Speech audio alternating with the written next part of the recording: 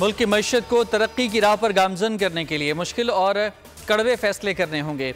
IMF का एक और प्रोग्राम नागुज़ीर है। स्टाफ लेवल का मुआहदा हो गया। अगले माह $1 अरब की किस्त पाकिस्तान को मिल जाएगी। वज़ीर आज़म का खुसूसी सरमायाकारी सहूलत कौंसिल की एपेक्स कमेटी इजलास से खिताब। कहा, army chief general Asim Munir और उनकी टीम का शुक्रगुजार हूँ। गरीब आदमी पहले ही पिस चुका है। बिजली चोरी को हम 50% भी कम कर लें तो बहुत फ़ायदा होगा।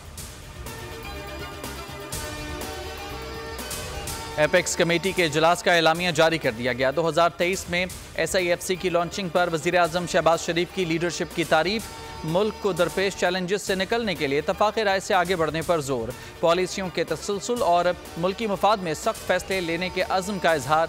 SIFC के क़याम और कौंसिल की तरवीज और तरक्की पर फोरम ने वज़ीर आज़म को ख़िराज तहसीन पेश किया।